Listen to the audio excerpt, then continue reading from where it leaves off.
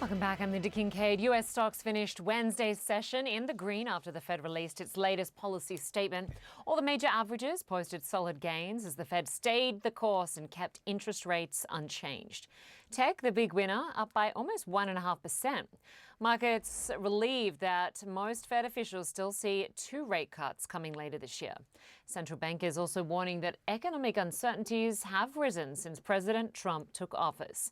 They are cutting their growth forecast and raising their inflation outlook. Fed Chair Jerome Powell says Trump's tariffs are causing much of the uncertainty.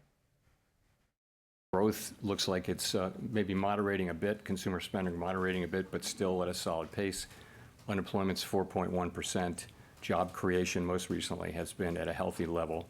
Inflation has started to move up now, we think partly in response to tariffs, and there may be a delay in further progress over the course of this year.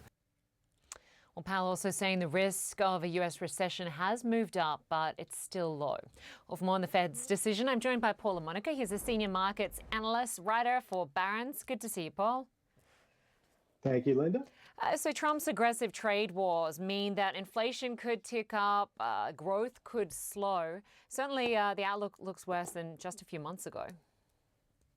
Yeah, I think that is safe to say, but I think why investors were heartened by the Federal Reserve actions and Jerome Powell's comments today is that while, yes, inflation pressures are likely to pick up because of tariffs and trade policies, this could be, to use Jerome Powell's word, which was mocked for a few years ago, a transitory type event, namely that yes, in 2025, inflation pressures do pick up a little bit more than expected and hoped for, but they begin to moderate again in 2026, 2027, and beyond. And with that in mind, the Fed can continue to cut interest rates. I think this rally today on Wall Street was about the fact that the Fed still thinks 2 rate cuts could be in the cards for this year. If they had changed that outlook and suggested maybe only 1 rate cut because of inflation fears, that would have been a very bad news event,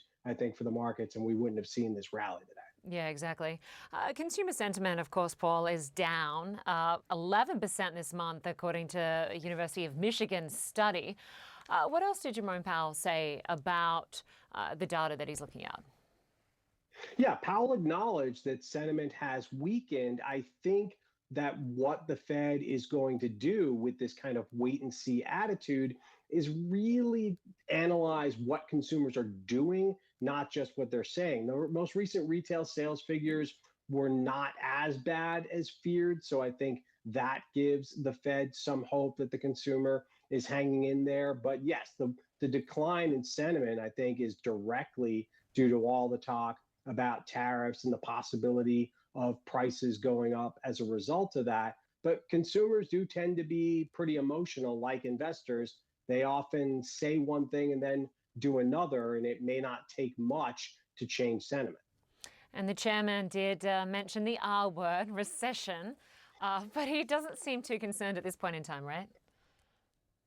Yeah, I think that for the time being, given where the job market is, unemployment rate still at 4.1%, expected to only rise modestly over the next year or so, that doesn't scream recession alarm bells. And I think the Fed realizes that if they cut rates too aggressively to get ahead of a possible downturn, that could make inflation even worse. So that's why they're going to proceed cautiously, probably lower interest rates a couple of more times this year if the inflation data remains a little bit stubbornly high, but they don't seem terribly concerned about a recession just yet. And hopefully that remains the case for the rest of this year.